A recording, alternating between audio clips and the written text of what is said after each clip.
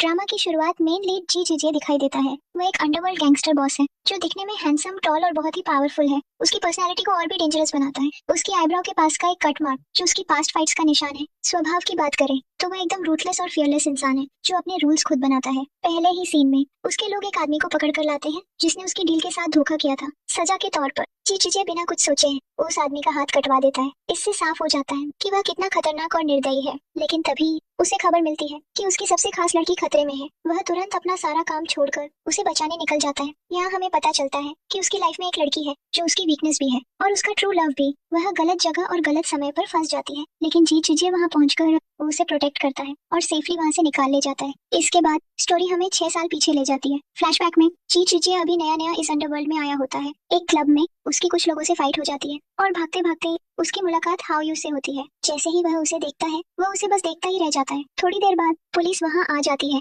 और सभी लड़कों को लाइन में खड़ा कर देती है। हाउ यू ही वहां की आई विटनेस होती है और उससे पूछा जाता है कि फाइट किसने शुरू की थी। असल में फाइट जी जेजे ने शुरू की थी लेकिन हाउ यू उसकी तरफ इशारा नहीं करती बल्कि किसी और को फंसा देती है। यहीं से जी जेजे को उससे प्यार हो जाता है। बाद में वह हाउ यू से पूछता है कि उसने उसे बचाया क्यों। हाउ यू कहती है कि जिन लोगों को उसने मारा वे रोज लोगों को परेशान करते थे इसलिए उसने जो किया वह सही था। जी जेजे उसे दीवार से लगाकर पूछता है क्या उसे उससे डर नहीं लगता। लेकिन हाउ यू बिना डरे उसकी आंखों में देखकर कहती है कि उसे उससे डर नहीं लगता। अब सीन शिफ्ट होता है जहाँ एक लोन शार्क शवनान हाउ यू को पकड़ लेता है। वह उसे बताता है कि उसके भाई ने कर्ज के बदले उसे बेच दिया है और अब वह उसके साथ कुछ भी कर सकता है। वह पूरे कमरे की लाइट्स बंद कर देता है जिससे हाउ यू बहुत डर जाती है। लेकिन तभी जी चीजे वहाँ पहुंच जाता है। वह अंदर से दरवाजा बंद कर देता है और चाबी बाहर फेंक देता है ताकि कोई भाग न सके। फिर वह उन सभी गुंडों की इतनी बुरी तरह पिटाई करता है कि सब खत्म हो जाते हैं। लेकिन इस दौरान डरी हुई हाउ यू उसे पहचान नहीं पाती और उस पर हमला कर देती है। यहीं पर जी चिजे की आईब्रो पर चोट लगती है जो बाद में उसका पहचान बन जाती है। इसके बाद वह हाउ यू को अपने साथ ले जाता है और उसकी पूरी केयर करता है। वह अपने लोगों को अलग अलग काम देता है, किसी को डॉक्टर लाने के लिए तो किसी को कपड़े लाने के लिए। लेकिन उसके दोस्त कहते हैं कि उसे कुछ ज्यादा ट्रीटमेंट की जरूरत है। उसी समय लाइट चली जाती है और हाउ यू अकेली डर जाती है। जी चिजे अंदर जाकर लाइटर जलाता है लेकिन उसे देखकर तुरंत मुड़ जाता है। लेकिन हाउ यू उसका हाथ पकड़कर रोक लेती है। अब साफ दिखने लगता है कि जी चिजे पूरी तरह उससे प्यार करने लगा है। इसके बाद वह शाओनान के पूरे अड्डे को आग लगा देता है क्योंकि उसने उसकी लड़की को छूने की कोशिश की थी। इस घटना के बाद गैंग लीडर अंकल को उसे बुलाता है। वहाँ दो मेन लोग होते हैं, जी चिजे और चाली, जो गैंग के राइट और लेफ्ट हैंड है। चाली गुस्से में कहती है कि उसने रूल्स तोड़े हैं क्योंकि शाओनान उनके साथ काम करता था। लेकिन जी चिजे कहता है कि उसने हाउ यू के परिवार का कर्ज चुकाने की कोशिश की थी लेकिन शाओनान ने पैसा लेने से मना कर दिया और अगर कोई उसकी लड़की को छुएगा तो वह जरूर रिएक्ट करेगा। तभी उसे पता चलता है कि हाउ यू का बैकग्राउंड पुलिस से जुड़ा है। उसके पेरेंट्स की मौत हो चुकी थी और उसे एक पुलिस ऑफिसर मिस्टर ग्वान ने अडॉप्ट किया था। यानी दोनों एक दूसरे के बिल्कुल ऑपोजिट हैं। फिर जी चिजे हाउ यू से बात करने जाता है लेकिन देखता है कि उसके अंकल उसे छोड़कर जा चुके हैं क्योंकि वह गैंगस्टर से रिश्ता बना रही थी। हाउ यू अकेली रह जाती है तो जी चिजे उसे अपने साथ ले जाता है और उसे प्रोटेक्ट करता है। दोनों डिसाइड करते हैं कि वे दुनिया के खिलाफ जाकर भी साथ रहेंगे। हाउ यू उससे कुछ प्रॉमिसेस लेती है और जी चिजे बहुत खुश हो जाता है। यहीं पर वह उसे ऑफिशियली अपनी गर्लफ्रेंड बना लेता है और पूरे गैंग के सामने अनाउंस करता है कि अब वह उसकी है। लेकिन सच्चाई कुछ और ही थी। हमें एक बड़ा ट्विस्ट पता चलता है। असल में हाउ यू कभी भी दिल से जी चिजे के साथ नहीं थी। वह उसे यूज कर रही थी ताकि वह उस डेंजरस गैंग के अंदर घुस सके। ये सब उसने अपने अडॉप्टिव फादर मिस्टर ग्वान के साथ मिलकर प्लान किया था। हालांकि मिस्टर ग्वान उसे खतरे में नहीं डालना चाहते थे लेकिन हाउ यू का फैसला साफ था। वह गैंग के अंदर स्पाई बनकर हर इन्फॉर्मेशन पुलिस तक पहुंचाना चाहती थी क्योंकि उसे शक था कि उसके पेरेंट्स की मौत के पीछे इसी गैंग का हाथ है और अब वह सिर्फ रिवेंज चाहती थी। अगले सीन में हम प्रेजेंट टाइमलाइन में आते हैं। हाउ यू उसी गैंग स्ट्रीट पर पहुंचती है जहां गैंग एक इंपॉर्टेंट मिशन पर जाने वाला होता है। लेकिन यहाँ वह सीक्रेटली एक फॉर्चून टेलर से मिलती है और अपने फ्यूचर बेबी के लिए प्रेयर्स करवाती है। वह कुछ एम्यूलेट्स भी लेती है ताकि अपनी बात बिलीवेबल बना सके। फिर मौका मिलते ही वह बिल्डिंग की छत पर जाती है और अपने अंकल मिस्टर ग्वान को इंपॉर्टेंट एविडेंस देने लगती है। वह कहती है यह वही मटेरियल है जो मैं इकट्ठा कर पाई हूँ। लेकिन तभी खतरा सामने आ जाता है। कुछ गैंग मेंबर्स उनके पीछे पीछे वहाँ पहुंच जाते हैं क्योंकि पुलिस डिपार्टमेंट में भी गैंग का एक इन्फॉर्मर मौजूद था। हाउ यू तुरंत वहाँ से भाग जाती है जबकि मिस्टर ग्वान सारी इन्फॉर्मेशन एक प्लांट में छुपा देते हैं। डरती हुई हाउ यू जैसे ही बिल्डिंग से बाहर निकलती है तभी ऊपर से मिस्टर ग्वान की डेड बॉडी नीचे गिरती है। यह देखकर वह पूरी तरह टूट जाती है। उसे समझ नहीं आता कि अब कहाँ जाए। लेकिन तभी जी चिजे उसका हाथ पकड़ लेता है और उसे अपने साथ ले जाता है। थोड़ी ही देर में पुलिस भी वहाँ पहुंच जाती है और एक ऑफिसर उन्हें साथ जाते हुए देख लेता है। अगले सीन में जी चिजे बहुत गुस्से में होता है। वह तेज गाड़ी चलाता है और हाउ यू कुछ बोलने की कोशिश करती है तो वह उसे चुप रहने को कह देता है। घर पहुंचकर वह एक शॉकिंग काम करता है। वह उसकी नेक पर मार्क्स बना देता है और उसे सख्त वार्निंग देता है। कि अगर कोई पूछे तो यही कहना कि वह उसके साथ थी। असल में वह उसे प्रोटेक्ट कर रहा था ताकि गैंग को उस पर शक न हो, क्योंकि गैंग को पहले ही पता चल चुका था कि कोई इनसाइडर पुलिस को इन्फॉर्मेशन दे रहा है। इसी शक में चुंगचाली पहले से ही हाओयू पर नजर रखे हुए थी। वह हाओयू से लड़ने की कोशिश करती है और उसे घायल भी कर देती है, लेकिन तभी ची चुचे आकर उसे बचा लेता है। फिर गैंग लीडर अंकल को आता है और सिचुएशन को कंट्रोल करता है। यहाँ जाली ओपनली एडमिट करती है कि उसी ने अपने लोगों को भेजा था और उसी ने मिस्टर ग्वान को मरवाया। वह कॉन्फिडेंटली कहती है कि उन्होंने फोन से सारी इन्फॉर्मेशन निकाल ली है और अब वो असली मोल को पकड़ेंगे। सभी के सामने उस नंबर पर कॉल किया जाता है जिससे सबसे ज्यादा कांटेक्ट हुआ था। हाओयू बहुत डर जाती है, लेकिन जी जुजे उसका हाथ पकड़कर उसे सपोर्ट करता है। लेकिन शॉकिंग बात यह होती है कि कॉल जाली के ही एक आदमी के फोन पर जाता है। वह आदमी तुरंत पकड़ा जाता है और गिड़गिड़ाने लगता है। वह कहता है कि उसने पैसों के लिए कुछ इन्फॉर्मेशन दी थी, लेकिन सब गलत थी, लेकिन उससे कुछ बोलने का मौका भी नहीं मिलता। जी जुजे उसे गोली मार देता है ताकि हाओयू का नाम किसी भी तरह सामने न आए। आज जो कुछ भी हुआ उससे हाओयू पूरी तरह डर जाती है। जी जुजे उसे संभालता है, लेकिन कोई है जो दूर से इन सब पर नजर रख रहा है। दूसरी तरफ जाली बहुत गुस्से में होती है क्योंकि मारा गया आदमी उसका ट्रस्टेड साथी था। वह कसम खाती है कि सही समय आने पर वह जी जुजे और हाओयू से बदला लेगी। अगले सीन में जी जुजे हाओयू को घर ले जाता है। वह उसे डांटता है और कहता है कि अगर तुम्हें कुछ हो जाता तो मैं क्या करता।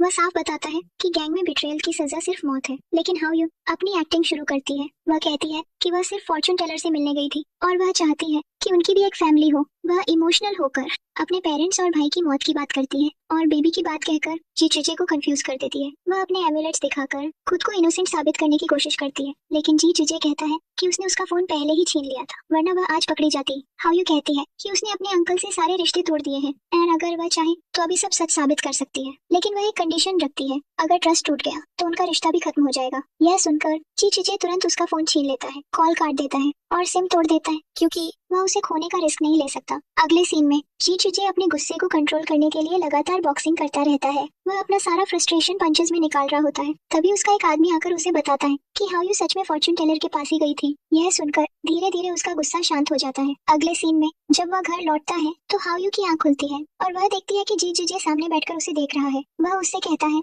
कि तैयार हो जाओ और उसके साथ चलो। हाओयू मना करती है, लेकिन वह जबरदस्ती उसे एक ब्लैक ड्रेस पहनाता है जबकि खुद रेड कलर पहनता है। इसके बाद वह उसे एक जगह लेकर जाता है और वह जगह कोई और नहीं बल्कि मिस्टर ग्वान का फ्यूनरल होता है। यह देखकर हाओयू का गुस्सा फूट पड़ता है। उसके मन में यही चलता है कि जिस गैंग ने उसके अंकल को मारा वही लोग अब उनके फ्यूनरल में खड़े हैं। वह अपना गुस्सा कंट्रोल नहीं कर पाती और आसपास के लोगों पर निकाल देती है। जी जुजे यह सब देखकर शांत तरीके से कहता है कि अगर इतना गुस्सा है तो बाहर जाकर उसका इंतजार करो। इसके बाद वह खुद अंदर चला जाता है। वहाँ उसकी मुलाकात जोजी हेंग जाओ से होती है। ये वही इंसान है जो कभी हाओयू की जिंदगी का हिस्सा था। दोनों के बीच पहले एक स्ट्रॉन्ग कनेक्शन था और शायद वे कपल भी बन सकते थे, लेकिन परिस्थितियों ने हाओयू को जी जुजे के पास ला दिया। जी जुजे जानबूझकर वहीं खड़े होकर स्मोक करने लगता है। शाह उसे रोकता है और कहता है कि यहाँ स्मोक करना अलाउड नहीं है, इसके लिए पेनल्टी लगेगी। जी जुजे बिना कुछ सोचे उसके ऊपर पैसे फेंक देता है और कहता है कि पेनल्टी भर लेना। वह जाते जाते मिस्टर ग्वान के नाम पर एक एनवेलप भी छोड़ देता है जिसमें पैसे होते हैं। इसके बाद वह बाहर आता है और हाओयू को मनाने की कोशिश करता है, लेकिन हाओयू उसे बिल्कुल इग्नोर करती है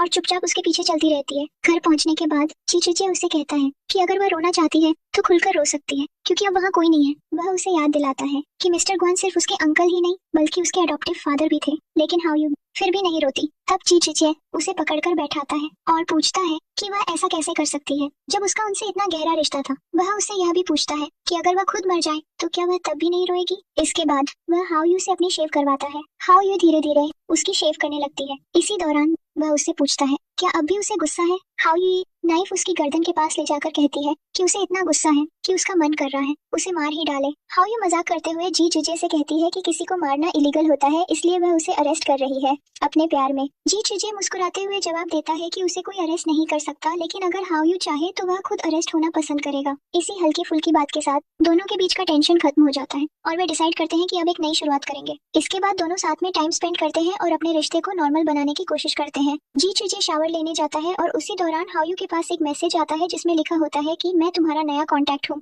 यह मैसेज देखकर हाओयू समझ जाती है कि यह पुलिस की तरफ से उसका नया हैंडलर है। वह तुरंत रिप्लाई करती है और कोड लैंग्वेज में मिलने की जगह और टाइम तय करती है। यह कोड्स कोई सिंपल कोड्स नहीं थे बल्कि एक पूरा सिस्टम था जो उसने पहले अपने अंकल मिस्टर ग्वान के साथ मिलकर बनाया था। हाओयू को पोइट्री बहुत पसंद थी और वह अक्सर बुक स्टोर जाती थी, इसलिए उसने अलग अलग किताबों में हिडन कोड्स रखे थे जिनके जरिए अगला इंसान मैसेज डिकोड कर सकता था। दूसरी तरफ जी जुजे पहले से ही हाओयू पर नजर रख रहा था क्योंकि उसे अब थोड़ा शक होने लगा था। उसे रिपोर्ट मिलती है कि हाओयू बुक स्टोर गई थी, ऑर्फनेज गई थी और बेबी स्टोर से कुछ सामान भी खरीदा है। यह सुनकर जी जिजे के चेहरे पर हल्की सी स्माइल आ जाती है क्योंकि उसे लगता है कि हाओयू उसके साथ फैमिली स्टार्ट करने के बारे में सोच रही है। इसके बाद हाओयू अपने कोड्स के हिसाब से एक खास जगह और समय तय करती है ताकि वह अपने हैंडलर से मिल सके। लेकिन जैसे ही वह निकलने लगती है वह देखती है कि जी जिजे पहले से ही उसकी कार में बैठा हुआ है। यह देखकर हाओयू घबरा जाती है क्योंकि उसका मिशन खतरे में पड़ सकता था। वह तुरंत अपना प्लान बदल देती है और ड्राइवर को दूसरी जगह जाने के लिए कहती है, लेकिन जी जिजे इंसिस्ट करता है कि वही जाएंगे जहां उसने पहले कहा था क्योंकि वह उसके प्लान्स बदलना नहीं चाहता। हाओयू बहाना बनाती है कि वह एक टेंपल है और उसे डर है कि जी जिजे वहां बोर हो जाएगा।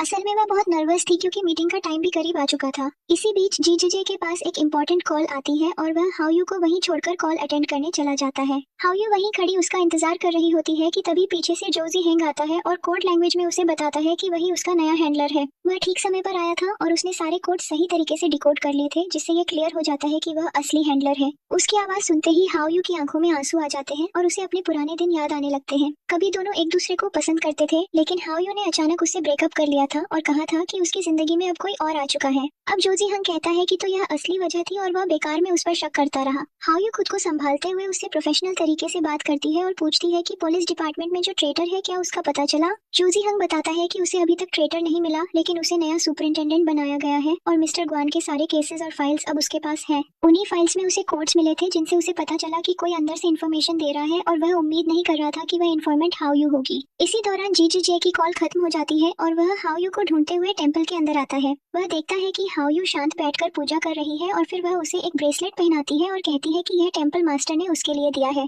असल में जोजी हेंग अभी अभी वहां से निकला था और जी जिजे उसकी घड़ी की एक झलक देख लेता है, लेकिन वह कुछ समझ नहीं पाता। हाओयू उसे जबरदस्ती अपने पास बैठाती है और कहती है कि उनके फ्यूचर बेबी के लिए साथ में प्रार्थना करे। जी जिजे को यह बात अच्छी तो लगती है, लेकिन उसके मन में हल्का सा डाउट अभी भी बना रहता है। अगले दिन उन्हें पता चलता है कि उनके एक अड्डे पर रेड पड़ी है और यह रेड किसी और ने नहीं बल्कि जोजी हेंग ने करवाई थी। वह उनके एक खास आदमी वे को अरेस्ट कर लेता है जो जियाली के लिए काम करता था और फैमिली मेंबर जैसा था। यही वही आदमी था जिसने मिस्टर गॉन को मारा था। जी जिजे नोटिस करता है कि जोजी हेंग ने वही घड़ी पहनी हुई है जो उसने टेंपल में देखी थी और यहीं से उसके मन में शक और गहरा होने लगता है। तभी हाओयू वहां आती है और आज वह बहुत खूबसूरत लग रही होती है, जैसे कि आज का दिन उसके लिए खास हो। जी जिजे भी उसे देखकर खुश होता है और कहता है कि यह दिन बहुत समय बाद आया है। जी जिजे हाओयू को एक खुशखबरी देता है कि उनकी एक नई ब्रांच खुलने वाली है और वह एक खास क्लब है जो उसी जगह पर बन रहा है जिसे हाओयू हमेशा से लेना चाहती थी। वह उसे इस नए क्लब की स्पोक्स पर्सन और सुपरवाइजर बनाने वाला होता है। जब हाओयू तैयार होकर बाहर आती है तो वह एक शॉकिंग सीन देखती है। जोजी हेंग बाहर खड़ा होता है और अचानक एक गाड़ी उसे टक्कर मार देती है। यह देखकर हाओयू घबरा जाती है और गिरने ही वाली होती है कि जी जिजे तुरंत आकर उसे संभाल लेता है और गाड़ी में बैठा देता है।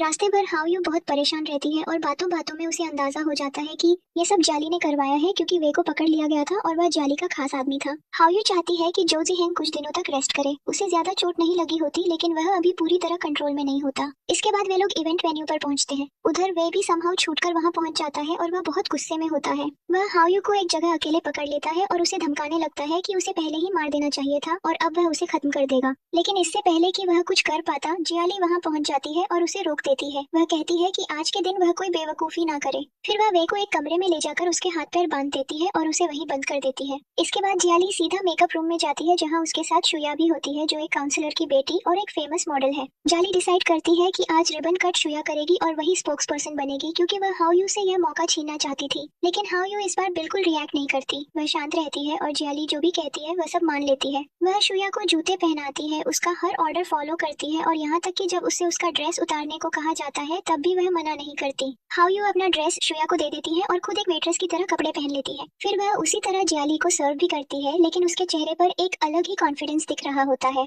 वह जाते जाते जियाली के कपड़ों पर ड्रिंक गिरा देती है और कहती है कि आज का दिन उसके लिए अच्छा नहीं होने वाला। उधर इवेंट शुरू हो चुका होता है और अंकल कू के सारे स्पेशल गेस्ट वहाँ मौजूद होते हैं। अब तक उन्होंने अपने इलीगल कामों को एक लीगल कवर के पीछे छिपा लिया था और कई बड़े पॉलिटिशियंस और बिजनेसमैन भी वहाँ आए होते हैं। तभी अचानक स्टेज पर एक बड़ा सीन बन जाता है। वह एक लड़की को घसीटते हुए लेकर आता है और चिल्ला रहा होता है कि हाओयू को उसे पहले ही मार देना चाहिए था। लेकिन जब उस लड़की का चेहरा सामने आता है तो पता चलता है कि वह हाओयू नहीं बल्कि शुया है। यह देखकर सब शॉक्ड रह जाते हैं और पूरे इवेंट की इज्जत मिट्टी में मिल जाती है। शुया के पिता गुस्से में आ जाते हैं और सिचुएशन पूरी तरह आउट ऑफ कंट्रोल हो जाती है। किसी तरह वे को काबू किया जाता है और जी जिजे तुरंत ऑर्डर देता है कि इस इवेंट की कोई भी खबर या फोटो बाहर लीक नहीं होनी चाहिए। इवेंट पूरी तरह बर्बाद हो जाता है। इसके बाद जियाली को समझ आता है कि यह सब हाओयू की प्लानिंग थी, लेकिन हाओयू खुद को एक विक्टिम की तरह दिखाती है जिसे टॉर्चर किया गया, उसका ड्रेस छीन लिया गया और उसे मजबूरी में वेट्रेस बनाया गया। जाली गुस्से में उसे मारने की कोशिश करती है, लेकिन अंकल को बीच में आ जाते हैं और जाली को ही थप्पड़ मार देते हैं। वह ऑर्डर देते हैं कि वे को गैंग के रूल्स के हिसाब से सजा दी जाएगी और उसे एक बहुत खतरनाक जगह भेजा जाएगा।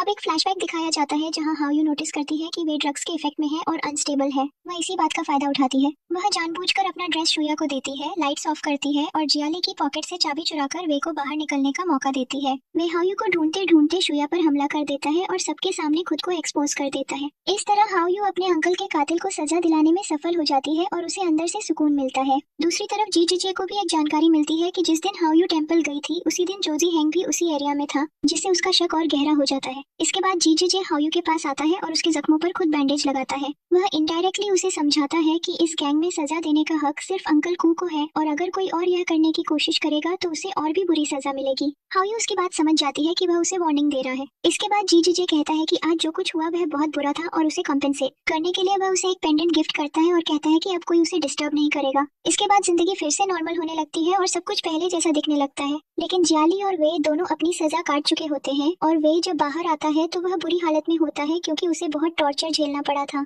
जाली उसे संभालती है और दोनों मिलकर हाओयू के खिलाफ एक नई साजिश रचते हैं। वे प्लान बनाते हैं कि हाओयू को रंगे हाथ पकड़ेंगे जब वह इन्फॉर्मेशन चुराकर अपने हैंडलर को देने जाएगी। अगले सीन में जैसा कि पहले से तय था, जियाली और वे मिलकर हाओयू को फंसाने के लिए अपनी साजिश पर काम शुरू कर देते हैं। वे दोनों उसी बार में जाते हैं जो जी जीजे ने हाओयू को गिफ्ट किया था। वहाँ वे जानबूझकर उसे प्रोवोक करते हैं, थोड़ी देर तक उसे इरिटेट करते हैं और फिर एक्टिंग करते हुए ऐसे निकल जाते हैं जैसे कुछ छुपा रहे हों। उनके जाते ही हाओयू को शक हो जाता है। वह नोटिस करती है कि वहाँ एक फ्लैश ड्राइव है जिसे वे डिस्ट्रॉय करने की कोशिश कर रहे थे। वह उस फ्लैश ड्राइव को उठाती है, उसे रिकवर करती है और उसमें मौजूद डेटा को चेक करने लगती है। जैसे ही वह डेटा देखती है उसके चेहरे पर हल्की सी मुस्कान आ जाती है और वह तुरंत किसी को कॉल करती है। दूसरी तरफ जियाली सर्वेलेंस के जरिए यह सब देख रही होती है और उसे पूरा यकीन हो जाता है कि हाओयू उनके जाल में फंस चुकी है। असल में वह डेटा फेक होता है और उनका प्लान यही था कि हाओयू इसे असली समझकर अपने हैंडलर को देने जाएगी और वहीं पकड़ी जाएगी। जाली वे को हाओयू के पीछे लगा देती है। हाओयू एक आदमी के साथ एक अबैंडन फैक्ट्री में जाती है और जैसे ही वह अंदर पहुंचती है उसे घेर लिया जाता है। वे उसे पकड़ लेता है और जाली के लोग उसकी रिकॉर्डिंग भी शुरू कर देते हैं ताकि उसके खिलाफ सबूत बनाया जा सके।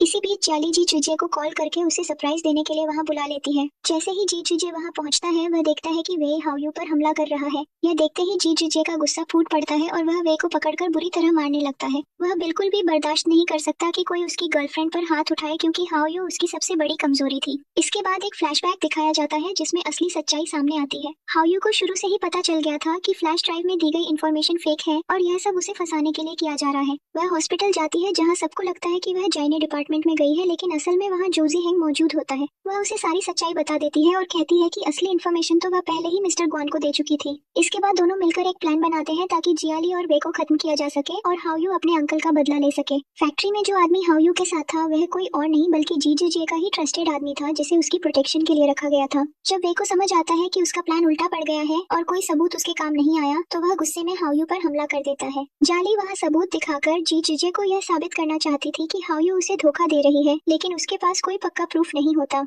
जो भी वह दिखाने की कोशिश करती है सब कुछ उसके खिलाफ चला जाता है। तभी सिचुएशन ऐसी बन जाती है कि साफ नजर आता है कि हाओयू ने कोई गद्दारी नहीं की बल्कि वे ही असली गद्दार था। जी जे गुस्से में चिल्लाता है और कहता है कि वे लोग गद्दारी कर रहे हैं और इल्जाम उसकी गर्लफ्रेंड पर लगा रहे हैं। इसके बाद वह हाओयू को अपने घर ले जाता है और उससे बहुत कामली कहता है कि वह उसके लिए पूरी दुनिया से लड़ सकता है, लेकिन उसे कभी ऐसा कुछ नहीं करना चाहिए जो गलत हो। यह एक इनडायरेक्ट वार्निंग होती है जिसे हाओयू समझ जाती है। इसी दौरान पता चलता है कि जी जे के घर को कई लोगों ने घेर लिया है। ये अलग अलग गैंग्स के लोग होते हैं जो वे को सपोर्ट करने के लिए आए होते हैं और उनमें उसका अंकल भी शामिल होता है। उस समय अंकल कू शहर से बाहर होते हैं और सिचुएशन को हैंडल करने की जिम्मेदारी पूरी तरह जी जे पर होती है। जी जे बिना डरे सामने आता है और साफ कहता है कि अगर उनके पास लोग हैं तो उसके पास भी है और अगर वे कुछ करने आए हैं तो उसने भी पूरी तैयारी कर रखी है। वे का अंकल उसे धमकी देता है कि वे हाओयू को अपने साथ लेकर जाएंगे। तभी उसे एक कॉल आता है और पता चलता है कि उसके अपने घर पर भी किसी ने हमला कर दिया है और उसका पोता खतरे में है। यह सुनते ही वह पीछे हट जाता है और वहाँ से भाग जाता है। इसके बाद जी जे अपने ही गैंग के अंदर मौजूद ट्रेटर्स को पकड़ लेता है जिन्होंने उसके घर को घेरने में मदद की थी। वह तुरंत ऑर्डर देता है कि गद्दारी की सजा उन्हें खत्म करके दी जाए और गोली चलने की आवाज सुनकर ऊपर कमरे में मौजूद हाओयू डर जाती है। जब जी जे अंदर आता है तो हाओयू खुद भी नाइफ लेकर खड़ी होती है और मोमेंट काफी इंटेंस हो जाता है। दूसरी तरफ जी जे जोजी हंग को भी एक वार्निंग देता है। जब वह अपनी कार में बैठता है तो उसे एक टिकिंग डिवाइस मिलता है जिसमें मैसेज होता है कि अपने काम से काम रखो और गैंग के मामलों में दखल मत दो।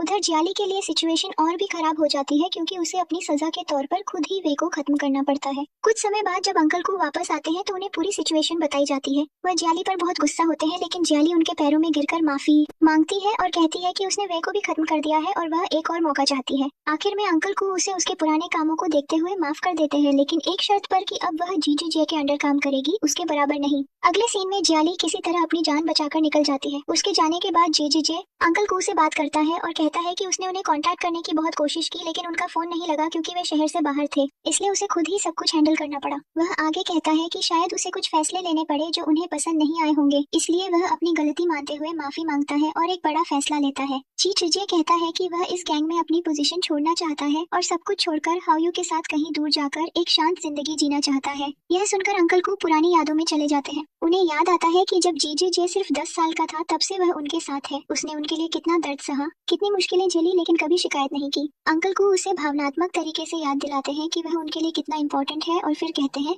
कि उन्होंने उसके लिए एक सीसाइड विला भी अरेंज किया है जहां वह आराम से हाओयू के साथ रह सकता है। लेकिन जीजू साफ कहता है कि वह वहां नहीं बल्कि इस दुनिया से बहुत दूर जाना चाहता है, यहाँ तक कि देश छोड़कर इंग्लैंड जाना चाहता है। यह सुनकर अंकल को थोड़ा इमोशनल हो जाते हैं और कहते हैं कि वह उनसे बहुत दूर चला जाएगा। वहाँ की ठंड और उसकी पुरानी बीमारी की भी बात करते हैं, जिससे साफ दिखता है कि वह उसे रोकना तो चाहते हैं लेकिन सामने से सपोर्ट भी कर रहे हैं। आखिर में वह कहते हैं कि अगर वह जाना चाहता है तो उनका आशीर्वाद उसके साथ है, लेकिन उससे पहले उसे एक आखिरी काम पूरा करना होगा। यह एक बहुत बड़ी डील होती है और अंकल को चाहते हैं कि इसे जीजी जे ही हैंडल करे क्योंकि उन्हें उस पर सबसे ज्यादा भरोसा है। लेकिन असल में अंकल को के इरादे कुछ और ही होते हैं। अकेले में वह अपने एक खास आदमी से कहते हैं कि जीजू जे इतनी आसानी से उन्हें छोड़कर नहीं जा सकता और इंग्लैंड जाकर उनके इन्फ्लुएंस से बाहर निकलने की कोशिश कर रहा है। वह कहते हैं कि जीजू जे उनका हथियार है और जिस दिन वह काम करना बंद करेगा उसी दिन वह उसे खत्म कर देंगे। इसके साथ ही वह उस आदमी को हाओयू के बारे में इंफॉर्मेशन निकालने का आदेश देते हैं। दूसरी तरफ हाओयू भी चुपचाप अपनी चाल चल रही होती है। वह बार बार जीजू जे के पास जाकर उसकी बातों को सुनने की कोशिश करती है और यह जानने की कोशिश करती है कि वह कौन सा बड़ा काम कर रहा है जिसमें वह इतना बिजी हो गया है कि उसे खाने पीने की भी परवाह नहीं है। ऊपर से वह केयरिंग गर्लफ्रेंड बनने का नाटक करती है, लेकिन असल में वह इंफॉर्मेशन इकट्ठा कर रही होती है। वह कुछ डॉक्यूमेंट्स और बातें सुनकर सीक्रेटली जोजी हेंग को सारी जानकारी दे देती है। जोजी हेंग उसे कहता है कि अगर वह उसे पूरी इंफॉर्मेशन दे दे तो वह हमेशा के लिए जीजू जे और उसके गैंग को खत्म कर सकता है और फिर दोनों पहले की तरह साथ हो सकते हैं। वह उसके करीब आने की कोशिश करता है, लेकिन हाओयू उसे अवॉइड करती है और वहाँ से निकल जाती है, जिससे साफ होता है कि अब उसे उससे कोई भावनात्मक लगाव नहीं रहा। इसके बाद हाओयू कोशिश करती है कि वह जीजू जे के कमरे में कोई बग लगा सके, लेकिन हर जगह कैमरास लगे होते हैं, इसलिए वह ऐसा नहीं कर पाती। इसी दौरान उसे एक मैगजीन में खबर दिखती है कि जीजू जे की शादी एक पॉलिटिशियन की बेटी से होने वाली है। यह देखकर वह तुरंत एक जेलस गर्लफ्रेंड की तरह बिहेव करने लगती है और ओवर रिएक्ट करती है। वह कहती है कि जिस कमरे में जीजू जे सामान छुपाता है वहाँ जरूर उस लड़की के लिए गिफ्ट्स रखे होंगे और वह उसे छोड़ने वाला है। जीजू जे उसकी इस पॉजेसिवनेस को देखकर मुस्कुराता है और उसे उस कमरे में लेकर जाता है। वह उसकी आंखें बंद करता है और फिर उसके हाथ से ही एक बॉक्स खुलवाता है। अंदर कई चीजें होती हैं, लेकिन उनमें एक पियानो भी होता है। जीजू जे कहता है कि यह पियानो उसने खास उसके लिए खरीदा है क्योंकि उसे याद है कि हाओयू को यह बहुत पसंद था।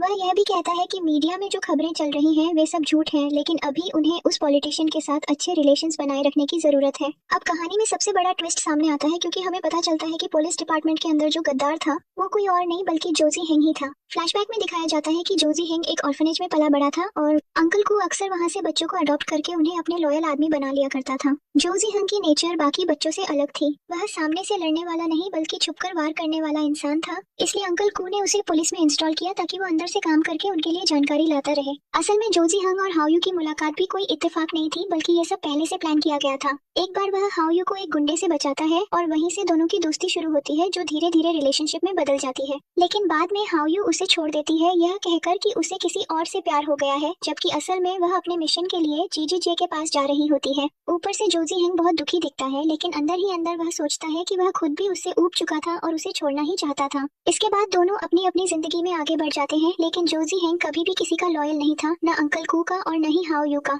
वह सिर्फ खुद के लिए काम करता था और उसके अंदर जेलसी भरी हुई थी क्योंकि अंकल को बाकी सबको डॉग्स कहते थे, लेकिन जीजू जे को वुल्फ कहते थे और उस पर गर्व करते थे। यही बात उसे अंदर से जलाती रहती थी। अंकल को उसे ब्लैकमेल भी करता था क्योंकि उनके पास उसकी रिकॉर्डिंग्स थी और अगर वह गद्दारी करता तो उसे पुलिस और गैंग दोनों जगह से मरवा दिया जाता। दूसरी तरफ जीजू जे और हाओयू का इमोशनल सीन चलता है। घर में बिजली नहीं होती और जीजू जे उसे ठीक करने की कोशिश करता है लेकिन फेल हो जाता है, जिसके बाद दोनों कैंडल्स जलाकर एक रोमांटिक माहौल बना लेते हैं। इस दौरान जीजू जे अपने पास्ट के बारे में बताता है कि वह भी एक ऑर्फन था और अंकल कू ने ही उसे पाला था। वह कहता है कि वह हमेशा उनका लॉयल रहा क्योंकि वह उनके एहसान चुकाना चाहता था, लेकिन हाओयू के आने के बाद उसे एहसास हुआ कि वह सिर्फ वुल्फ नहीं बल्कि एक इंसान है जो फैमिली के साथ जीना चाहता है। वह बताता है कि उसने उसने अंकल कू को कन्विंस किया कि वे अपने सारे इलीगल काम छोड़कर लीगल बिजनेस में आ जाएं और अब सिर्फ एक आखिरी डील बची है जिसके बाद सब खत्म हो जाएगा। फिर वह हाउ यू को फ्यूचर के सपने दिखाता है कि यूके जाकर वे दोनों एक सिंपल लाइफ जिएंगे। वह उसके लिए खाना बनाएगा, बच्चों का ख्याल रखेगा और हाउ यू अपने सारे सपने पूरे करेगी। जी जी ये सब बहुत खुशी से कह रहा होता है,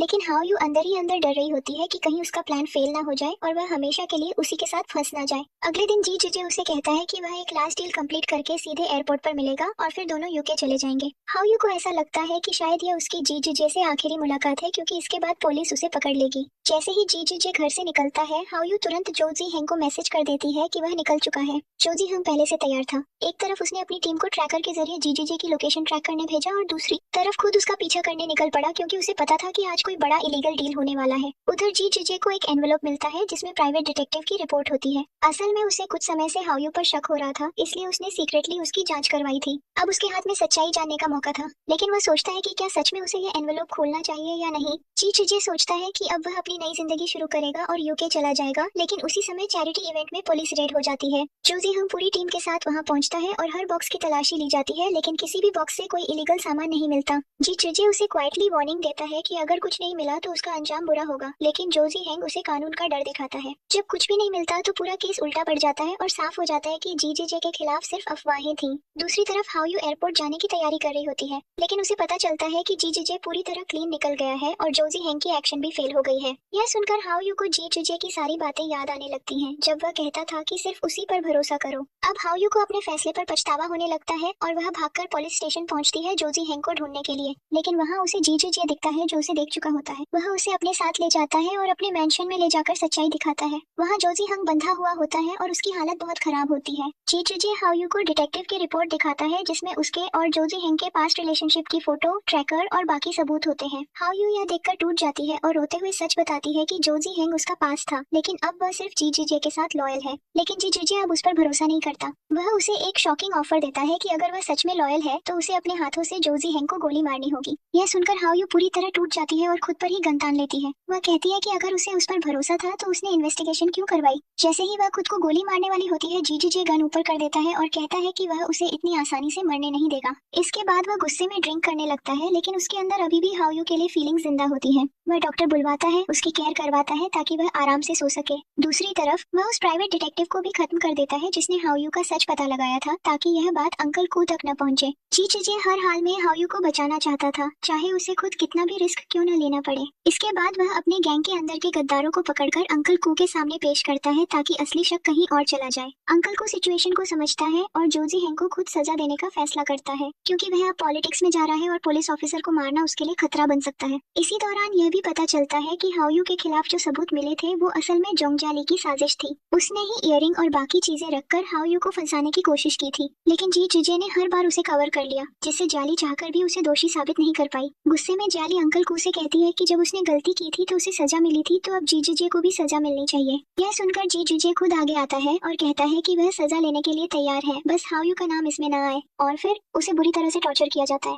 वह बहुत ज्यादा घायल हो जाता है, लेकिन फिर भी वह सब कुछ सहता है, सिर्फ हाउ यू को बचाने के लिए। इसके बाद जी अस्पताल जाने के बजाय सीधे घर पहुंचता है, क्योंकि उसे पता चलता है कि हाउ यू खाना नहीं खा रही और बहुत हंगामा कर रही है। जैसे ही वह घर आता है, हाउ यू गुस्से में उससे पूछती है कि उसने सर्वेंट्स को क्यों पकड़ लिया, वे लोग बेगुनाह हैं और अगर उसने उन्हें कुछ किया तो वह उससे नफरत करने लगेगी। जी उसका हाथ पकड़कर सख्ती से कहता है कि उसे उसकी भी नहीं बल्कि उन अजनबियों की चिंता है जिनका उससे कोई रिश्ता नहीं है। असल में जी ने किसी को मारा नहीं होता, लेकिन उसके हाथ पर उसका अपना खून लगा होता है, जिससे हाउ यू को लगता है कि उसने किसी को मार दिया है। वह उसे गिरा हुआ इंसान कहती है, जिससे जी अंदर से टूट जाता है। गुस्से में वह उसे कमरे में बंद कर देता है और चेतावनी देता है कि अगर उसने एक भी मील स्किप किया तो वह एक आदमी को मार देगा। इसके बाद वह खुद अपनी छोटों पर दवा लगाता है। अगले दिन आखिरी मौका होता है उस डील को पूरा करने का। इस बार जी किसी पर भरोसा नहीं करता और हाउ यू को अपने साथ लेकर जाता है ताकि वह उसकी नजरों के सामने रहे। वह कहता है कि इसके बाद वे सीधे एयरपोर्ट जाएंगे और यहाँ से हमेशा के लिए चले जाएंगे, लेकिन हाउ यू पहले ही प्लान बना चुकी होती है। वह एक मेड के जरिए टेंपल में कोड मैसेज भेजती है ताकि पुलिस को सही लोकेशन और टाइमिंग मिल सके।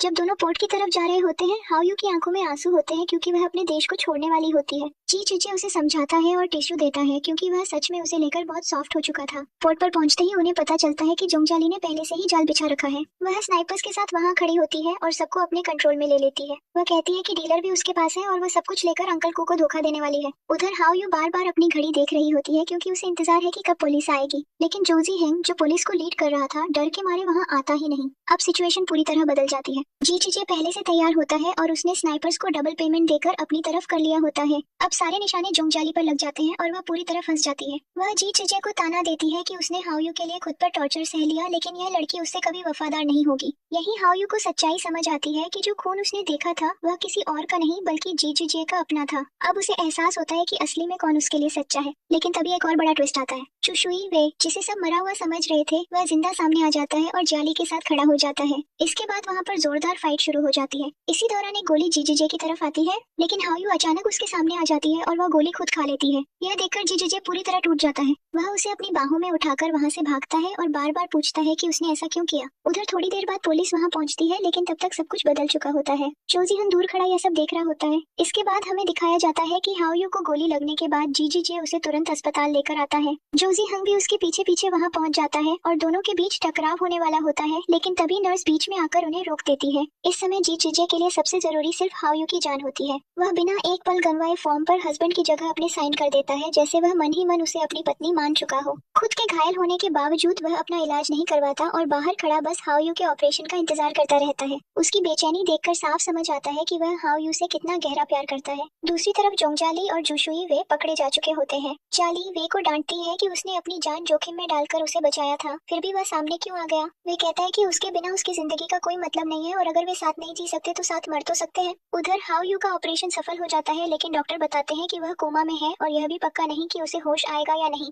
यह सुनकर जीजीजे पहले गुस्सा होता है, फिर टूट जाता है और भगवान के सामने जाकर प्रार्थना करता है। वह पहली बार दिल से प्रार्थना करता है और कहता है कि उसकी जिंदगी के साल हाओयू को मिल जाए, बस वह ठीक हो जाए। वह वादा करता है कि अब वह कभी किसी का खून नहीं बहाएगा। कुछ समय बाद हाओयू को होश आ जाता है। होश में आने से पहले वह अपनी जिंदगी के सारे दर्दनाक पल याद करती है, अपने परिवार की मौत, अपने डर, अपनी तकलीफें, लेकिन उन सबके बीच उसे जीजीजे की याद आती है जो हमेशा उसे बचाता रहा। आंख खुलते ही वह जीजीजे को देखती है और उसे एहसास होता है कि उसने उसके प्यार को कभी समझा ही नहीं। वह उससे सच बताने लगती है कि पहले वह अपने अडॉप्टिव फादर मिस्टर ग्वान को इन्फॉर्मेशन देती थी, लेकिन अब उसका जोजी हेंग से कोई रिश्ता नहीं है। लेकिन जीजीजे उसे रोक देता है और कहता है कि दीवारों के भी कान होते हैं और वह पहले भी साफ थी, अब भी साफ है। वह सारा दोष खुद पर ले लेता है और कहता है कि अगर वह इस दुनिया में फंसी है तो सिर्फ उसकी वजह से। दूसरी तरफ जोजी हेंग अंकल कू के पास जाकर एक नया खेल खेलता है। वह सारी गलती जोंगजाली पर डाल देता है ताकि हाओयू बच जाए और आगे चलकर वह उसी के जरिए अंकल कू को खत्म कर सके। उधर जाली और वे को जीजीजे के सामने लाया जाता है। वे अपने गुनाह मान लेते हैं, लेकिन यह भी कहते हैं कि कुछ काम ऐसे हैं जो उन्होंने नहीं किए और शायद जीजीजे के किसी करीबी ने किए हैं।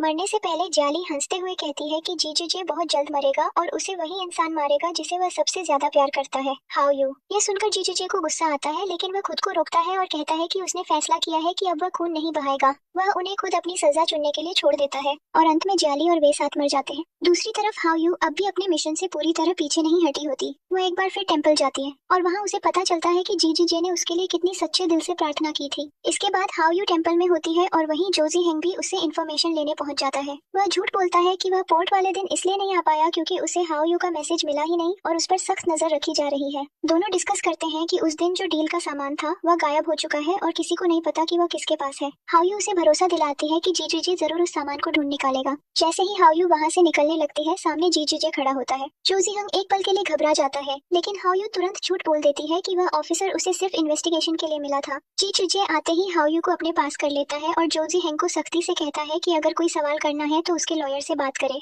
इसके बाद वह हाओयू को वहाँ से ले जाता है और उसे कहता है कि वह उसके लिए बहुत प्रेशियस है। वह माफी मांगता है और बताता है कि अभी प्रॉब्लम खत्म नहीं हुई है, इसलिए वे यूके नहीं जा सकते। हाओयू को खुश करने के लिए वह उसे एक ऑर्फनेज लेकर जाता है जहाँ वह बच्चों के साथ समय बिताती है, पियानो बजाती है और थोड़ी देर के लिए सब कुछ भूल जाती है। जीजीजे दूर खड़ा बस उसे खुश देखकर मुस्कुरा रहा होता है। इसके बाद दोनों बीच पर जाते हैं, साथ में खेलते हैं और एक नॉर्मल कपल की तरह टाइम स्पेंड करते हैं। हालांकि बारिश की वजह से वे सनसेट नहीं देख पाते, लेकिन हाओयू का दिन बहुत अच्छा गुजरता है। घर लौटते ही उन्हें पता चलता है कि हाओयू के नाम एक पार्सल आया है। उसे खोलने पर एक धमकी मिलती है कि 3 दिन के अंदर सामान वापस करो वरना अंजाम बुरा होगा। जीजीजे के लोगों और उसके अड्डों पर भी हमले होने लगे होते हैं। अब सामने आता है एक नया नाम, यांग चान, जो उस डील का रिप्रेजेंटेटिव है। यह वही आदमी होता है जिसने पहले हाओयू पर हाथ डालने की कोशिश की थी और उसी समय जीजीजे ने उसके चेहरे पर स्कार दिया था। जीजीजे उससे मिलने जाता है, लेकिन यांग चान उसे जानबूझकर वेट करवाता है। गुस्से में जीजीजे अंदर घुसता है, उसके आदमियों को भगा देता है और अपनी दबंग एंट्री दिखाता है। यांग चान उसे पहचान लेता है और कहता है कि वह रोज उस कार को देखकर उसे याद करता है, लेकिन जी जिजे सरप्राइजिंगली शांत रहता है और डील को पीसफुली रिजॉल्व करने की बात करता है। वह कॉम्पेंसेशन देने और सामान वापस लाने की बात करता है,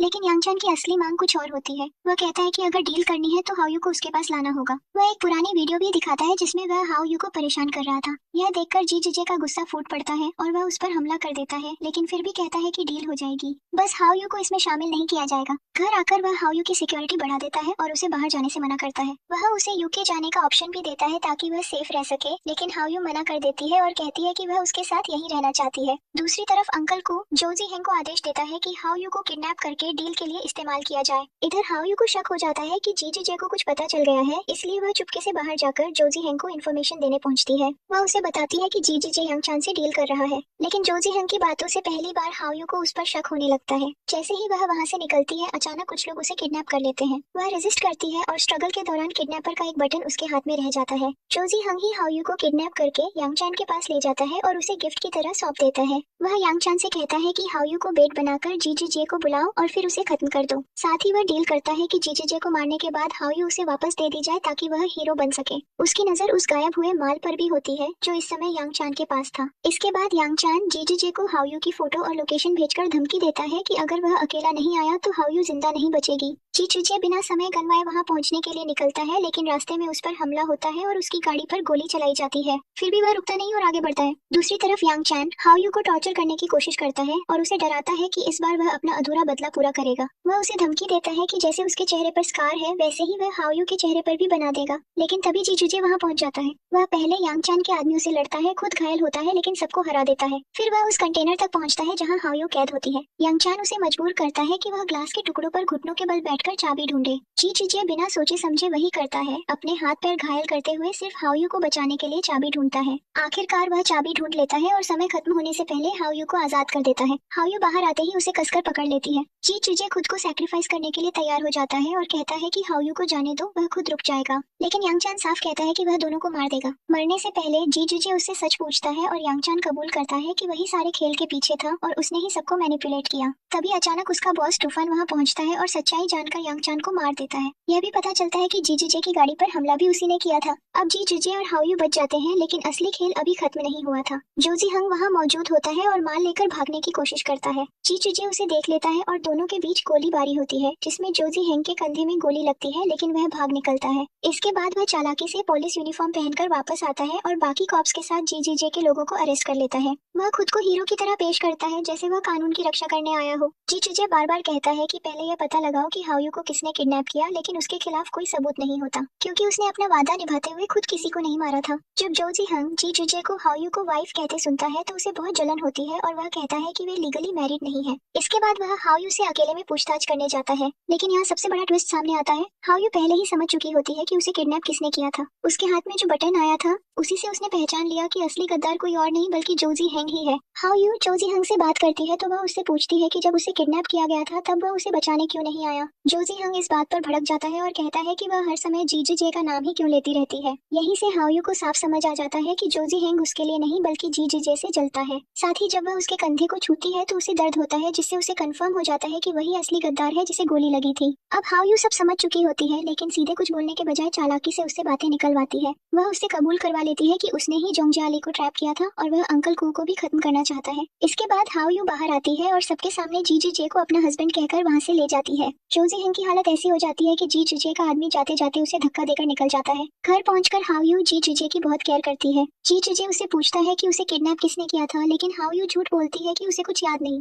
फिर वह उसे थैंक्स कहती है, लेकिन जी जिजे मजाक में रिवॉर्ड मांगता है और दोनों के बीच थोड़ा रोमांटिक मोमेंट भी आता है। दूसरी तरफ जी जिजे की इन्वेस्टिगेशन में पता चलता है कि हाओ यू को यांग चान के लोगों ने किडनैप नहीं किया था, बल्कि कोई आउटसाइडर उसे वहां छोड़कर गया था, यानी जोजी हेंग। अब हाओ यू एक बार फिर उसी फॉर्चून टेलर के पास जाती है जहां उसके अडॉप्टिव फादर की मौत हुई थी। वहां उसे इशारा मिलता है कि उसने गलत इंसान पर भरोसा किया है। इसके बाद वह छत पर जाकर सारी बातें कनेक्ट करती है और फाइनली उसे पूरा सच समझ आ जाता है कि पुलिस के अंदर का गद्दार जोजी हेंग ही है। अब वह फैसला करती है कि चाहे उसे अपनी जान ही क्यों ना देनी पड़े, वह इस सब को खत्म करेगी। लेकिन साथ ही उसका दिल जी जिजे के लिए भी बदल चुका होता है। वह उससे प्यार करने करने लगी होती है, फिर भी अपने मिशन और अपने पिता से किए वादे से पीछे नहीं हट सकती। इसके बाद दोनों अंकल कू के बर्थडे की प्लानिंग करते हैं। हाउ यू जानबूझकर यह जिम्मेदारी लेती है क्योंकि उसे पता है कि उस दिन अंकल कू के सारे अडॉप्टेड लोग आएंगे और वह जोजी हेंग को पकड़ सकती है। बर्थडे वाले दिन अंकल कू बहुत खुश होता है। एक आदमी चुपके से आकर गिफ्ट रखकर चला जाता है और हाउ यू तुरंत समझ जाती है कि वह जोजी हेंग ही था। फिर हाउ यू जानबूझकर जी चूजे को ज्यादा शराब पिला देती है और उसे घर भेज देती है ताकि वह अपने प्लान पर काम कर सके। जब सब लोग चले जाते हैं, जोजी हेंग खुद सामने आता है और अंकल कू से मिलकर कुछ अपडेट्स देकर चला जाता है। हाउ यू उसे देख लेती है और फिर उसे ग्रेवयार्ड में मिलने के लिए बुलाती है, वहीं जहां उसके अडॉप्टिव फादर की कब्र होती है। वह उसे बताती है कि उसे सब सच पता चल चुका है। उधर उसी समय अंकल कू गिफ्ट्स खोल रहा होता है और उसे एक खास गिफ्ट मिलता है। उस गिफ्ट में रिकॉर्डिंग होती है जिसमें जोजी हेंग खुद अपनी साजिश कबूल कर रहा होता है। यह सुनकर अंकल कू को बहुत बड़ा शॉक लगता है कि जिस पर उसने भरोसा किया वही उसके खिलाफ निकला।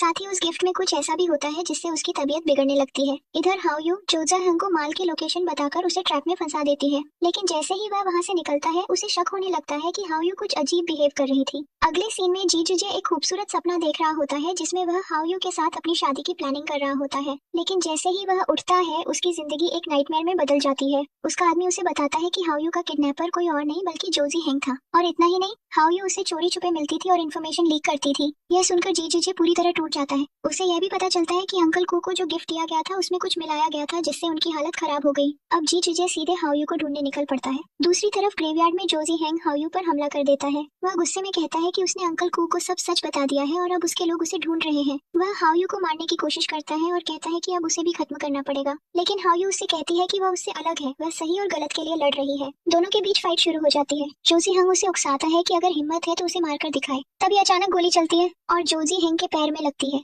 वहाँ जी जुजे पहुंच चुका होता है। इस बार उसका चेहरा पूरी तरह ठंडा और खतरनाक होता है, जैसे वह सब कुछ खत्म करने के लिए तैयार हो। जोजी हेंग उसे उकसाने के लिए सच बोलना शुरू करता है कि हाउ यू उसे इन्फॉर्मेशन देती थी और दोनों ने मिलकर सबको ट्रैप किया, लेकिन इससे पहले कि वह ज्यादा बोल पाता, जी जुजे उसे वहीं खत्म कर देता है। इसके बाद वह हाउ यू के पास आता है, उसके हाथ से नाइफ लेता है और उसके हाथ साफ कर देता है जैसे उसे इस खून से दूर रखना चाहता हो। फिर उन्हें अंकल कू के विला बुलाया जाता है। वहाँ गार्ड्स जी जुजे को अकेले अंदर जाने को कहते हैं और हाउ यू को रोक लेते हैं। जब हाउ यू को रोका जाता है तो जी जुजे बेकाबू हो जाता है और सभी गार्ड्स पर हमला कर देता है। वह सबको हराकर हाउ यू तक पहुंचता है। यह साफ दिखाता है कि वह उसके लिए पूरी दुनिया से लड़ सकता है। फिर वह उसे वहीं बैठने को कहता है और खुद अंकल कू से मिलने ऊपर जाता है। ऊपर अंकल कू उससे पूछते हैं कि वह कब से ये सब प्लान कर रहा था। जी जुजे जवाब देता है, उस दिन से जब आपने हाउ यू पर शक किया था। अंकल कू उसे चेतावनी देते हैं कि वह और हाउ यू कभी एक दुनिया के नहीं हो सकते। वह कहते हैं कि जी जुजे एक मॉन्स्टर है और हाउ यू उसे कभी एक्सेप्ट नहीं करेगी। इसके बाद अंकल कू उस पर हमला करते हैं, लेकिन जी जुजे एक ही बार में उन्हें खत्म कर देता है। वह उन्हें ऊपर से नीचे फेंक देता है और यह सब हाउ यू देख लेती है। जी जुजे नीचे आता है बिना किसी इमोशन के और हाउ यू से सिर्फ एक सवाल पूछता है, क्या तुमने कभी मुझसे प्यार किया था? हाउ यू की आंखों में आंसू आ जाते हैं, लेकिन जवाब देने से पहले ही वह चला जाता है और कहता है, अगर नहीं किया तो मैं तुम्हें मजबूर कर दूंगा। इसके बाद जी जुजे खुद को कमरे में बंद कर लेता है। वह खाना तक नहीं खाता, लेकिन फिर भी उसे हाउ यू की चिंता होती है। उसे पता चलता है कि हाउ यू भी खुद को कमरे में बंद करके बैठी है, कुछ खा नहीं रही और बहुत कमजोर हो चुकी है। अब कहानी यहाँ पहुँच चुकी है जहाँ दोनों एक दूसरे से प्यार भी करते हैं, लेकिन उनके बीच सच, धोखा और खून की दीवार खड़ी हो चुकी है। जी जुजे अब हाउ यू को खुश करने की हर कोशिश करता है। वह उसके लिए उसका पसंदीदा स्ट्रीट फूड वाला शेफ घर बुला लेता है ताकि खाना फ्रेश मिले। फिर खुद उसे अपने हाथों से खिलाने की कोशिश करता है, लेकिन हाउ यू कोई रिएक्शन नहीं देती। इसके बाद वह उसे अंदर ले जाकर उसका पसंदीदा पियानो दिखाता है और ऑर्फनेज के बच्चों को बुलाने की बात करता है। वह यहाँ तक कह देता है कि वह पूरा ऑर्फनेज ही खरीद लेगा ताकि हाउ यू रोज वहाँ जा सके। वह बार बार उसे समझाता है कि पास्ट को भूल जाओ, सब कुछ खत्म हो चुका है और अब वह उसे एक सेफ लाइफ देगा, लेकिन हाउ यू साफ मना कर देती है। वह कहती है कि उनके बीच कुछ भी नहीं हो सकता क्योंकि वे दोनों अलग दुनिया के हैं। वह उसे याद दिलाती है कि उसने जो किया है वह गलत है और वह ऐसा कभी नहीं चाहती थी। जी जुजे उसकी कोई बात सुनना ही नहीं चाहता। वह बस इतना कहता है, तुम मेरे साथ रहोगी बस। तब हाउ यू उसे समझाती है कि प्यार कंट्रोल या पोजेशन नहीं होता। वह कहती है कि जैसे अंकल को उसे अपने पास बांध कर रखना चाहता था, वही काम अब जी जुजे कर रहा है। यह सुनकर जी जुजे टूट भी जाता है और गुस्सा भी हो जाता है। वह उसे जबरदस्ती कमरे में बंद कर देता है, लेकिन जैसे ही बाहर निकलता है उसे अपनी गलती का एहसास होने लगता है। जब वह वापस अंदर जाता है तो देखता है कि हाउ यू ने खुद को खत्म करने की कोशिश की है। वह तुरंत उसे बचाता है और डॉक्टर के पास लेकर जाता है। यह देखकर जी जुजे पूरी तरह अंदर से टूट जाता है। उसे लगता है कि हाउ यू उसके साथ जीने से बेहतर मरना चाहती है। उसे अंकल कू की बातें याद आती है कि हाउ यू कभी उसे एक्सेप्ट नहीं करेगी। अब जी जुजे का दिल पूरी तरह बदल जाता है। वह फिर से मॉन्स्टर बनने का फैसला कर लेता है। वह अंकल कू की तरह ड्रेसिंग और बिहेवियर अपनाने लगता है। गन लेकर हाउ यू के पास आता है और उसे धमकी देता है कि अगर उसने खुद का ख्याल नहीं रखा तो वह पूरे शहर को तबाह कर देगा। डर के कारण हाउ यू चुपचाप खाना खाने लगती है। अब जी जुजे ऑफिशियली अंकल कू की जगह लेने का फैसला करता है है। वह मेंशन में जाता है और पूरी गैंग की कमांड अपने हाथ में ले लेता है। जो लोग उसे एक्सेप्ट नहीं करते वह उन्हें चुपचाप खत्म करवा देता है। दूसरी तरफ हाउ यू अपने अडॉप्टिव फादर की कब्र पर जाकर टूट जाती है। वह मानती है कि चीजें उसके कंट्रोल से बाहर हो गई हैं। वहाँ एक कॉप आता है जो उसके अंकल का स्टूडेंट होता है और उसे एक फोन देता है जिसमें कुछ इंपॉर्टेंट डेटा होता है। लेकिन हाउ यू उसे दूर रहने को कहती है क्योंकि जी जी जे अब बहुत खतरनाक हो चुका है। अब जी जी जे पूरी तरह बदल चुका है। वह वही बन चुका है जिससे हाउ यू हमेशा लड़ती आई थी। जब हाउ यू मेंशन में उसे देखती है तो उसे जी जी जे नहीं बल्कि एक नया अंकल को दिखाई देता है। और सबसे दर्दनाक बात यह है, जिस इंसान को वह बचाना चाहती थी उसी को उसने अनजाने में एक और बड़ा मॉन्स्टर बना दिया। जी जी जे अब पूरी तरह से बदल चुका होता है और अंकल को की जगह माफिया बॉस बन चुका है। सबसे पहले वह एक मीटिंग करता है एक काउंसिलमैन के साथ जो बाहर से रिस्पेक्टेबल लेकिन अंदर से बहुत करप्ट होता है। वह जी जी जे के सामने डील रखता है कि अगर वह उसकी शर्तें माने तो वह उसे और ज्यादा पावर दिला सकता है। उसकी शर्तें होती हैं मछेरों की जमीन को वेयरहाउस बनाना और हाउ यू के नाम वाले नाइट क्लब को अपने इलीगल काम के लिए इस्तेमाल करना। जी जी जे बिना किसी हेजिटेशन के सब मान लेता है। यहाँ तक कि काउंसिलमैन मजाक में कहता है कि ऐसा फ्लेक्सिबल आदमी तो उसका दामाद होना चाहिए। लेकिन इस डील के बाद जी जी जे को लोकल लोगों का भारी विरोध झेलना पड़ता है। उसके अपने लोग भी उससे असहमत होते हैं और उसे समझाने की कोशिश करते हैं कि यह गलत है। लेकिन जी जी जे अब सुनने वाला नहीं रहा। वह अपने ही सबसे करीबी आदमी फेलोंग पर चिल्लाता है और उसे अपने से दूर जाने को कह देता है। फेलोंग टूट जाता है लेकिन फिर भी उसे छोड़ने से मना कर देता है। यह साफ दिखता है कि जी जी जे जानबूझकर अपने करीबियों को खुद से दूर कर रहा है। जब हाउ यू उससे इस बारे में बात करने आती है तो वह उससे भी बेहद सख्ती से पेश आता है। वह कहता है कि उसने उसे अपने पास सिर्फ टॉर्चर करने के लिए रखा है और अब वह पहले वाला इंसान नहीं रहा। इसके बाद वह हाउ यू को ऑर्डर देता है कि उसके नाम वाला नाइट क्लब किसी और जोई के नाम ट्रांसफर कर दे। हाउ यू इसका विरोध करती है और नाइट क्लब पहुंचती है। वहाँ उसकी मुलाकात एक वेट्रेस से होती है जो असल में एक रिपोर्टर होती है और इलीगल एक्टिविटीज रिकॉर्ड कर रही होती है। हाउ यू तुरंत समझ जाती है और उसे अपने बॉडीगार्ड के साथ वहाँ से भगा देती है। लेकिन तभी जोई अंदर आती है और बहुत गुस्से में होती है। वह हाउ यू पर हाथ उठाने ही वाली होती है कि तभी जी जी जे वहाँ आ जाता है। वह जोई को प्रोटेक्ट करता है और हाउ यू को इग्नोर करता है जैसे जानबूझकर उसे हर्ट कर रहा हो। इतना ही नहीं, वह रिपोर्टर और बॉडीगार्ड दोनों को पकड़वा देता है और जोई से पूछता है कि उन्हें क्या सजा दी जाए। जोई सख्त सजा का आदेश देती है और जी जी जे उसे मान लेता है। यह देखकर साफ लगता है कि अब वह पूरी तरह रूथलेस बन चुका है। जब सब चले जाते हैं वह हाउ यू पर गुस्सा निकालता है और कहता है कि अब वह उसे प्रोटेक्ट नहीं करेगा। हाउ यू उसे समझाने की कोशिश करती है, यहाँ तक कि जोई के सामने नील डाउन भी करती है। लेकिन जी जी जे का दिल अब पत्थर बन चुका होता है। वह जोई के साथ हंसते बोलते अंदर चला जाता है जैसे हाउ यू को जलाना चाहता हो। बाहर हाउ यू बारिश में अकेली रह जाती है और उसके पास जी जी जे नहीं बल्कि एक मेड छाता लेकर आती है। उसे बताया जाता है कि रिपोर्टर और बॉडीगार्ड को सजा मिल चुकी है। लेकिन इसी बीच हाउ यू के पास एक पेपर होता है जो उस रिपोर्टर ने उसे दिया था। उसमें एक मैसेज और एक कॉन्टैक्ट नंबर होता है जो किसी बहुत बड़े सच तक पहुंचने की चाबी हो सकता है। अब कहानी उस मोड़ पर है जहाँ एक तरफ जी जी जे पूरी तरह अंधेरे में डूब चुका है और दूसरी तरफ हाउ यू के पास वह सबूत है जो इस पूरे खेल को खत्म कर सकता है। अब घर में जोई आ चुकी होती है और हाउ यू की हालत एक सर्वेंट से भी बदतर हो जाती है। जोई हर बात पर उसे नीचा दिखाती है और उससे अपने काम करवाती रहती है। एक बार तो हाउ यू पर पानी गिरने वाला होता है लेकिन जी जी जे उसे संभाल लेता है, पर तुरंत ही उसे डांटते हुए कहता है कि वह कितनी केयरलेस है और जोई के कपड़े खराब हो जाते। यह साफ दिखाता है कि वह जानबूझकर हाउ यू को हर्ट कर रहा है। फिर जी जी जे उसे वार्निंग देता है कि आज रात का इवेंट बहुत इंपॉर्टेंट है, अगर उसने कोई गड़बड़ नहीं की तो शायद उसे आजादी मिल सकती है। इसी बीच हाउ यू उस नंबर पर कॉल करती है जो रिपोर्टर ने दिया था। उसे पता चलता है कि वह नंबर उसी कॉप का है जो उसके अंकल का स्टूडेंट था और रिपोर्टर अब मिसिंग हो चुकी है। दूसरी तरफ जी जी जे जोई के साथ एक हाई प्रोफाइल पॉलिटिकल हब में जाता है, वह जगह जहाँ अंकल को कभी एंटर नहीं कर पाए थे। अब जी जी जे वहाँ पहुंच चुका है लेकिन इसके लिए उसे अपनी रिस्पेक्ट तक कॉम्प्रोमाइज करनी पड़ती है। इधर हाउ यू न्यूज में देखती है कि जी जी जे ने पॉलिटिशियंस के साथ डील कर ली है और सबसे बड़ा शॉक, जोई के साथ उसकी शादी अनाउंस हो चुकी है। यह सुनकर हाउ यू अंदर से टूट जाती है। उधर जी जी जे नशे में घर लौटता है और अपने पुराने साथियों को पुकारता है लेकिन उसे याद आता है कि उसने खुद ही उन्हें दूर भेज दिया था। अब वह पूरी तरह अकेला है। हाउ यू उसके पास आती है, उसे पानी देने की कोशिश करती है लेकिन वह कहता है तुम भी क्यों रुकी हो, तुम भी चली जाओ। अगले दिन हाउ यू चुपचाप अपना प्लान शुरू करती है। वह जोई की सेवा करते हुए उसके फिंगरप्रिंट्स चुरा लेती है, फिर अपने कॉप एले की मदद से नाइट क्लब में घुसती है और वहीं जाती है जहां रिपोर्टर ने उसे इशारा किया था। वह जोई के फिंगरप्रिंट्स का इस्तेमाल करके सीक्रेट फाइल्स निकाल लेती है लेकिन जैसे ही वह वहां से निकलने वाली होती है जोई अपने फादर के साथ वहां पहुंच जाती है और जी जी जे भी वहीं होता है। जोई गुस्से में हाउ यू पर हाथ उठाने वाली होती है लेकिन उससे पहले जी जी जे खुद उसे पकड़ लेता है। वह कहता है मैंने कहा था धोखा मत देना, अब तुम नहीं बचोगी, और इस बार वह साफ कह देता है कि वह उसे बचाएगा नहीं। जोई आदेश देती है कि हाउ यू को जिंदा कॉफिन में बंद कर दिया जाए। हाउ यू को एक बॉक्स में बंद करके अंधेरी जगह पर ले जाया जाता है। वहाँ मौजूद गुंडे कहते हैं कि उसे मारने से पहले देख लेते हैं कि वह कौन है, लेकिन तभी अचानक बॉक्स कसकर बंद हो जाता है। जब वह कॉफिन खुलता है तो अंदर हाउ यू नहीं बल्कि वो दोनों गुंडे बंधे हुए मिलते हैं और हाउ यू पूरी तरह सेफ होती है। जब उसे होश आता है तो वह खुद को जी जी जे के ट्रस्टेड लोगों के बीच पाती है, वही लोग जिन्हें उसने खुद से दूर कर दिया था, और वहाँ रिपोर्टर भी जिंदा और सुरक्षित होती है। यह देखकर हाउ यू हैरान रह जाती है। तभी फेलोंग उसे सच्चाई बताता है, जी जी जे कभी विलेन बना ही नहीं था, वो एक बहुत बड़ा प्लान एग्जीक्यूट कर रहा था। उसका असली मकसद था करप्ट काउंसिलमैन और पूरे क्राइम नेटवर्क को खत्म करना। इसलिए उसने जानबूझकर अपने करीबियों को खुद से दूर किया ताकि वे खतरे से दूर रहें और दुश्मनों को उस पर शक न हो। वह रिपोर्टर को भी खुद ही पानी में फेंकता है, लेकिन पहले ही नीचे रेस्क्यू टीम तैयार रखता है। यह सब सुनकर हाओयू की आंखों में आंसू आ जाते हैं। फेलोंग उसे बताता है कि जिस दिन उसने खुद को खत्म करने की कोशिश की थी, उस दिन जी चीजे अंदर से पूरी तरह टूट गया था। उसे समझ आ गया था कि वह हाओयू को कभी पा नहीं सकता, इसलिए उसने फैसला किया कि वह उसकी दुनिया का हिस्सा नहीं बन सकता, लेकिन उस अंधेरी दुनिया को खत्म जरूर कर सकता है जिसने उसे ऐसा बनाया। वह बाहर से उसे हर्ट करता था, लेकिन अंदर ही अंदर खुद को सजा देता था। वह उसे दूर इसलिए कर रहा था ताकि वह सेफ रहे और आगे बढ़ सके। यहाँ तक कि पुलिस ऑफिसर ली को भी उसने खुद ही इन्वॉल्व किया था ताकि पूरा ऑपरेशन लीगली खत्म हो सके। अब हाओयू को समझ आ जाता है जो सपना वह देख रही थी उसे जी चिजे ने अपना मिशन बना लिया है। दूसरी तरफ जी चिजे फाइनल मूव करता है। वह बड़े बड़े शिपमेंट्स भेजता है अपने दुश्मनों को और फिर काउंसिलमैन और जोए के साथ बैठकर डील फाइनलाइज करता है। लेकिन तभी खबर आती है उन शिपमेंट्स में ड्रग्स नहीं बल्कि सिर्फ आटा था। यह सुनते ही सब समझ जाते हैं कि जी चिजे ने उन्हें धोखा दिया है, लेकिन अब बहुत देर हो चुकी होती है। जी चिजे शांत होकर बताता है कि पूरा सीन एक हिडन कैमरा में रिकॉर्ड हो रहा है और यह सब एविडेंस पुलिस तक पहुंच चुका है। अब खेल पूरी तरह पलट चुका है। जो माफिया बॉस बना था वही अब पूरे माफिया नेटवर्क को खत्म करने वाला था। और सबसे बड़ी बात, उसने यह सब हाओयू के लिए किया ताकि वह एक साफ सुरक्षित दुनिया में जी सके। जी चिजे आखिरकार सबके सामने सच रिवील कर देता है। वह शुरू से ही उनके खिलाफ था। उसने बड़े बड़े ऑर्डर्स लेकर उनके क्लाइंट्स का पता लगाया और फिर ईविल को ईविल से खत्म करने का प्लान एग्जीक्यूट किया। इसके बाद पुलिस सारे ठिकानों पर रेड करती है और ड्रग्स व इलीगल पैसा सब जब्त हो जाता है। लेकिन काउंसिलमैन आखिरी चाल चलता है। वह बताता है कि एक सीक्रेट लॉकर में फाइल्स हैं जिनमें अलार्म लगा है और वहीं पर हाओयू पहुंच चुकी होती है।